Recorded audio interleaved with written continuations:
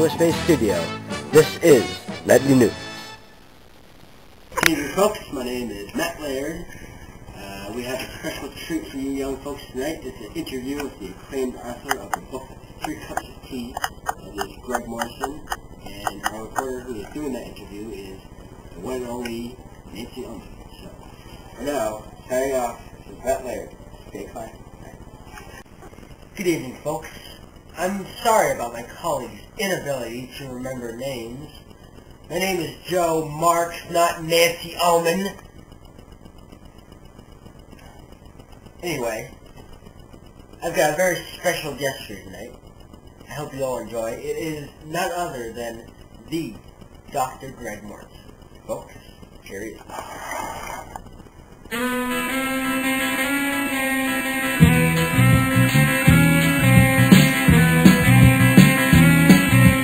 There's a man who leads a life of danger. To everyone he meets, he stays a stranger.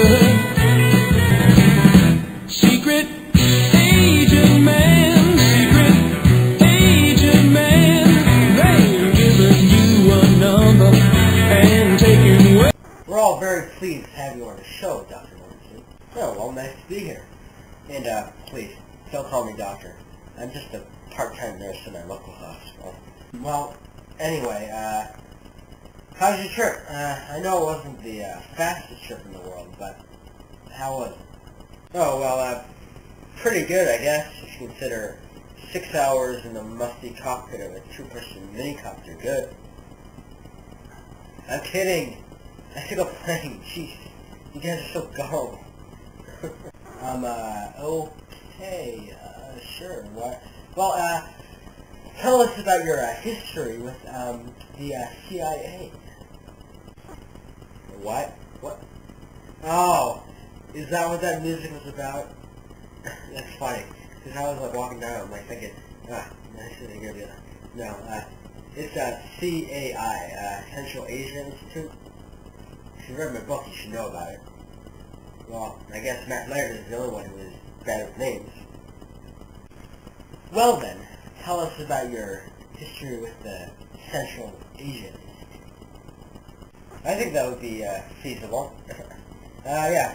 My work in Pakistan began in 1993, after my failed attempt to climb K2, the second largest mountain in the world, by the way. Well, I stumbled across the village, of course, by accident, but they were like so welcoming and nice and hospitable, so I had to come back and do something. So, Gene Horney provided me with the first initial funds to get my school on the road, and he was so pleased with it that he decided to give me a great deal of his money to found the CAI, the Central Asia Institute. Just a little reminder there, but yeah, so from there we went on to build 50 schools all over the Pakistan and Afghanistan area, so yeah. Wow. I'm sorry, sir. That's amazing. I'm sure we're all very pleased with your work and with your mission, and our proud mission for you. But what I'm really here to ask you about tonight is your book, 3 Cups of Tea. Yes, that would be my book. And let me tell you, sir, it's one of the greatest books I have ever read. You folks listening out here, you gotta read this book. It is the most inspiring book I've ever read. I'm sure that you will find it that way too. But what I found in your book, about 3 or 4 quotes that really just sort of caught my eye. So I sort of wanted to sort of explain these quotes to our audience out here. First one, excuse me, first one. First quote is, "Trust in Allah, but don't forget to tie up your camel." Oh yeah, I like that one a lot. Yeah, actually, we found that quote on a sign on the highway. Yeah, in Pakistan. So, well, that quote sort of means to me that you can trust in God to make sure you're okay, but you don't want to do stupid stuff like gambling or drinking and driving. that just puts everyone, including you, in danger. So that's just taking God's love and protection for granted. And would that be your co-writer David Oliver or Vin's spin on it too? Yeah. Well, I have to check with you on that, but I'm pretty sure that is what he thinks. Well, I can't really argue with you on that. Quote number 2. Second quote is, "Let nothing perturb you, nothing frighten you. All things pass. God does not change. Patience achieves everything." Oh.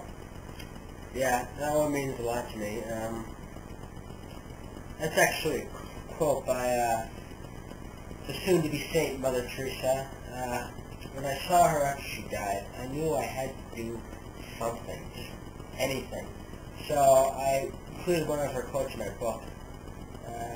In my mind, it means don't let anything overwhelm you, because in the end, it doesn't really matter. God has already defeated darkness, and why should you then be afraid of it? So, good always prevails. It's like that constant battle thing. Good always wins. Wow. And finally, quote number 3. And the final quote is, "When it's dark enough, you can see the stars." Huh. Oh, yep, that's a good one too. Yeah, you know, building a school isn't the easiest thing in the world. And yes, I had times when I doubted, but hey, so did Mother Teresa. But it all goes back to that half full, half empty idea. Two people can look at a mountain and see two very different things.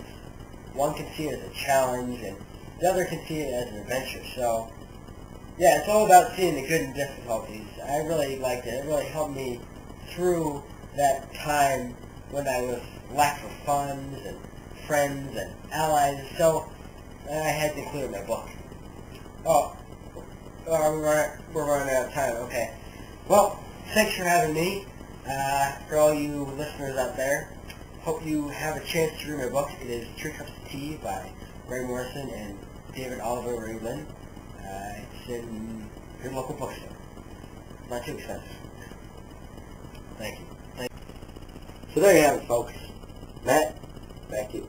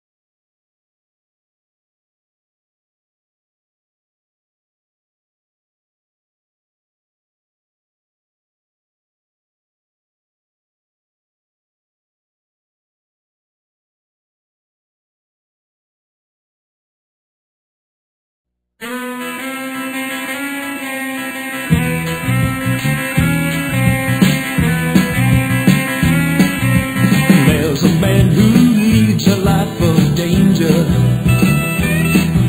To everyone he